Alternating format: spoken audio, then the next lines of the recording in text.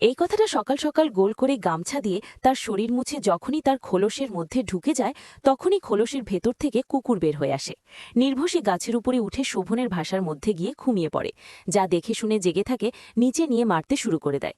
তাদের কথার জন্য কুকুরটা চুপচাপ লুকিয়ে লুকিয়ে অন্যজনের ঘরের মধ্যে ঢুকে পড়ে।